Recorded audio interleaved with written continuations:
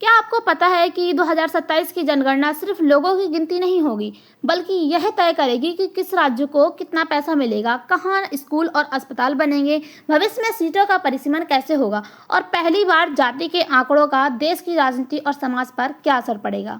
क्या 2027 की जनगणना सामाजिक न्याय की दिशा में एक बड़ा कदम है या नई राजनीति की शुरुआत? भारत सरकार ने जनगणना 2027 कराने का निर्णय ले लिया है। यह जनगणना भारत सरकार की 16वीं जनगणना होगी, यानी कि स्वतंत्र 16वीं जनगणना होगी। 2021 की जनगणना कोविड-19 महामारी के कारण नहीं हो सकी, इसलिए अब जो जनगणना है वो 2027 में करने का जो निर्णय है वो यहाँ पर भारत सरकार के द्वारा लिया गया है। इस बार जनगणना 2 चरणों में होगी। इसमें पहली बार जो है स्वतंत्र भारत की जातीय विस्तृत गणना जो है वो शामिल की जाएगी, यानी कि जाति आधारित ये जनगणना है वो यहाँ पर की जा रही है। पहली बार जो है स्वतंत्र भारत में जाति आधारित जनगणना की जाएगी। ऐसा जो है ब्रिटिशों के समय पे भारत में की जाती थी जनगणना। अब हम देखें तो जनगणना क्या होती है। जनगणना किसी देश की पूरी आबादी की आधिकारिक गणना होती है, यानी कि किसी भी देश की जो आबादी है उसकी अगर गणना करनी होती है तो उसकी हम देखें तो जो जनगणना है वो कराई जाती है, जिसमें आधिकारिक रूप से गणना की जाती है उस देश की आबादी पर। इसमें यह जानकारी जुटाई जाती है कि देश में कितने लोग रहते हैं, उनकी आयु क्या है, शिक्षा, रोजगार, भाषा, धर्म, निवास, सामाजिक और आर्थिक स्थिति उनकी क्या है। इसके बारे में इस जनगणना के जरिए से हमको पता चलता है। भारत में जनगणना हर 10 साल में होती है। 2011 में जो है जनगणना हुई थी, उसके बाद 2021 में जनगणना होनी थी, लेकिन कोविड महामारी जो थी उसके कारण 2021 में जो जनगणना है वो नहीं हुई थी। अब इसे कौन कराता है? इसे office of the registrar general of census commissioner India जो है वो इसमें इस जनगणना को कराता है। अब हम देखें 2027 में जनगणना जो है वो कब होगी। सरकार के अनुसार पहला चरण होगा मकानों और परिवारों का जो है सर्वे किया जाएगा, और दूसरा चरण में क्या होगा, प्रत्येक व्यक्ति की जो जानकारी है वो ली जाएगी। अब इसकी तिथि जो है वो बताई जा रही है भारत सरकार के द्वारा। अधिकांश भारत में जो जनगणना होती है वो 1 मार्च 2027 में जो है वो यहाँ पर की जाएगी।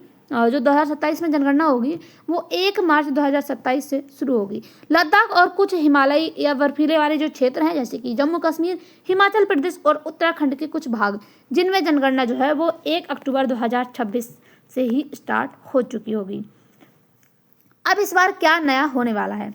सबसे पहले अगर हम देखें तो जाति जो गणना है वो यहाँ पर की जाएगी, यानी कि जब हम देखें तो जो यहाँ पर ब्रिटिश का शासन हुआ करता था तब यहाँ पर जो है जाति आधारित गणना की जाती थी, लेकिन अब जो है स्वतंत्र भारत में पहली बार ST/ST यानी कि SC/ST के अलावा अन्य जातियों का भी जो विवरण है वो दर्ज किया जाएगा, यानी कि जाति आधारित गणना की जाएगी। और उसके साथ ही इसमें क्या होगा कि डिजिटलीकरण से गणना की जाएगी, यानी कि डिजिटल के द्वारा जो है गणना की जाएगी। मोबाइल ऐप, टैबलेट और स्वयं ऑनलाइन जानकारी भरने की सुविधा जो है डिजिटल डेटा संग्रह किया जाएगा। इसके जरिए जो है जनगणना की जाएगी।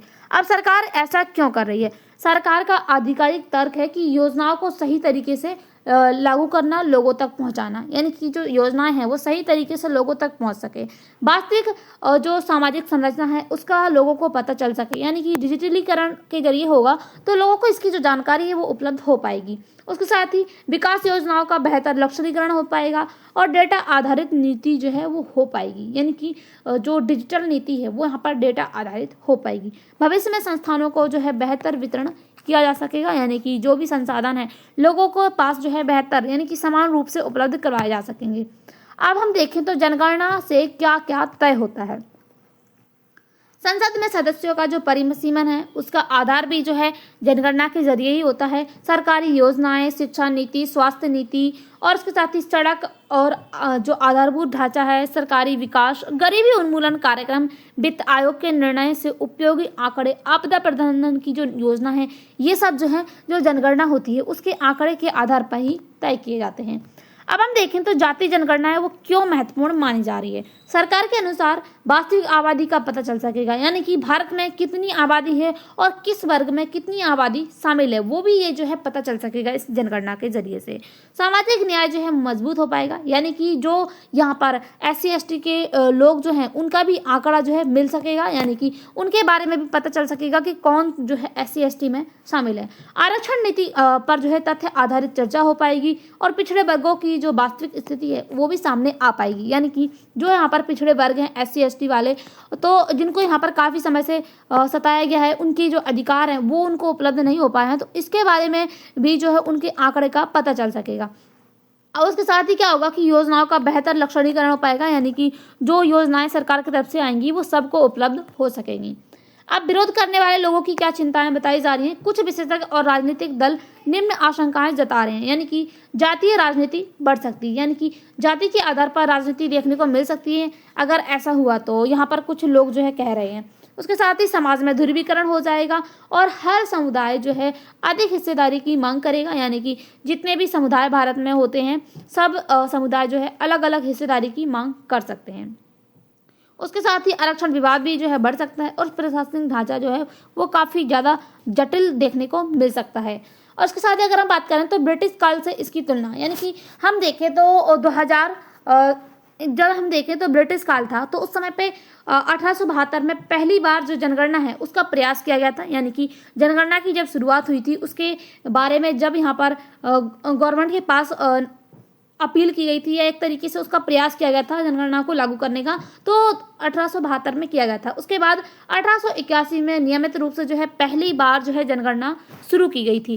कई जनगणनाओं में जाति का विस्तृत वर्गीकरण किया गया था, यानी कि पहले क्या था कि जाति के आधार पर जनगणना होती थी। इतिहासकार मानते हैं कि ब्रिटिश प्रशासन ने जो है जाति और समुदाय की पहचान को प्रशासनिक रूप से मजबूत किया, जिससे सामाजिक विभाजन जो है वो गहरा हुआ और औपनिवेशिक शासन को जो है काफी ज्यादा लाभ मिला। यानी कि जाति और जो समुदाय है उनकी पहचान को प्रशासनिक रूप से मजबूत किया और इससे क्या हुआ कि जो यहाँ पर ब्रिटिश शासन था उसका जो विभाजन है, यानी कि भारत के जो लोग थे उनका सामाजिक विभाजन कर सके और औपनिवेशिक शासन में जो है जो ब्रिटिश हैं उनको लाभ हुआ। इससे उनकी जो व्यापक नीति थी फूट डालो और राज करो की नीति, इसके संदर्भ में इसको देखा गया है, यानी कि जो जाति आधारित जनगणना हुई थी इसको जो है यहाँ पर फूट डालो राज करो की नीति के रूप में देखा गया। लेकिन इतिहासकार यह भी बताते हैं कि जनगणना का उद्देश्य केवल समाज को बांटना नहीं था, बल्कि प्रशासन, कर व्यवस्था, सेना में भर्ती और शासन चलाने के लिए डेटा जुटाना भी था। इसीलिए केवल एक ही कारण बताना ऐतिहासिककार जो हैं वो यहाँ पर संतुलित नहीं मानते, यानी कि एक ही कारण बताना सही नहीं होगा, क्योंकि हम देखें तो यहाँ पर जो जनगणना हुई थी उसका ये भी कारण था कि डेटा को जुटाया जा सके, ताकि लोगों को जो है यहाँ पर जो यहाँ पर सरकारी नौकरियाँ थी उनमें भी भर्ती किया जा सके, और उसके साथ ही जो कर व्यवस्था यहाँ पर ब्रिटिशों के द्वारा लगाई जाती थी उसको भी माफ किया जा सके। अब हम देखें तो आज की जाति जनगणना और ब्रिटिश काल की जो जनगणना है उसमें क्या अंतर है। अब हम देखें तो ब्रिटिश काल की जनगणना, इसमें क्या था कि औपनिवेशिक शासन का मुख्य उद्देश्य था प्रशासन और सत्ता को बनाए रखना। जाति वर्गीकरण ने कई सामाजिक जो यहाँ पर पहचान थी उसको अस्थायी रूप से जो है यानी कि उसको स्थायी किया, और कई विद्वान मानते हैं कि इससे सामाजिक विभाजन जो है बढ़ा, यानी कि जो सामाजिक पहचान थी उसको जो स्थायी है वो यहाँ पर कर दिया गया था ब्रिटिश काल में। अब हम देखें तो आज की जनगणना जो होगी इसका उद्देश्य क्या है, आधिकारिक रूप से कल्याणकारी योजनाएं और साक्ष्य आधारित नीति निर्माण के लिए जो डेटा है उसको जुटाना, और यह जो है लोकतांत्रिक व्यवस्था में निर्वाचन सरकार द्वारा करवाया जाएगा, यानी कि ये यहाँ पर लोकतांत्रिक जनगणना होगी। लेकिन ब्रिटिश काल में वो यहाँ पर औपनिवेशिक जनगणना हुआ करती थी। अब इसके पक्ष और विपक्ष दोनों से जो है दोनों में सार्वजनिक और सामाजिक बहस जो है वो मौजूद है। अब इसका राजनीतिक प्रभाव क्या होगा, यह जनगणना भविष्य में इन जो है विषयों पर प्रभाव डाल सकती है, यानी कि जो आरक्षण नीति है, ओबीसी राजनीति और इसके साथ ही राज्यवार सामाजिक समीकरण, परिसीमन और चुनावी राजनीति, कल्याणकारी योजनाओं का पुनर्गठन, इन सब मुद्दों पर जो है भविष्य में प्रभाव जो है वो यहाँ पर पड़ सकता है। अब इसके साथ ही अगर हम देखें तो आर्थिक प्रभाव क्या होगा, यह डेटा सटीक हुआ तो संसाधनों का बेहतर वितरण हो पाएगा, बजट की जो बेहतर योजनाएं हैं, जो रोजगार योजनाएं हैं, शिक्षा एवं स्वास्थ्य निवेश, क्षेत्रीय असमानता कम करने में भी जो है सहायता मिलेगी सरकार को। सामाजिक प्रभाव देखें तो सकारात्मक पॉइंट देखें तो वास्तविक स्थिति जो है सामने आ सकेगी, यानी कि जो यहाँ पर समाज में जितने भी जातीय आधारित लोग हैं, यानी कि जो यहाँ पर पिछड़े वर्ग के लोग हैं, उनकी स्थिति भी जो है सामने आ सकेगी, यानी कि वंचित वर्गों की जो पहचान है वो यहाँ पर बेहतर रूप से सामने आएगी। नीति निर्माण और अधिक तथ्य आधारित जो है यहाँ पर कार्य कर सकेंगे, यानी कि जो सरकार की योजनाएं है वो यहाँ पर बेहतर रूप से सभी लोगों को उपलब्ध हो पाएंगी। अब हम देखें तो नेगेटिव पॉइंट, यानी कि जातीय पहचान और राजनीतिक तेज जो है जो यहाँ पर हो सकती है, यानी कि राजनीतिक बहस है वो तेज हो सकती है, और उसके साथ ही सामाजिक तनाव बढ़ने से आशंका जो है वो भी व्यक्त की जा सकती है। अब हम देखें तो हमारे जो यूपीएससी के पेपर से क्या पॉइंट जो है इंपॉर्टेंट है, यानी कि हमारा जो यूपीएससी के लिए कौन कौन से पॉइंट्स इंपॉर्टेंट है।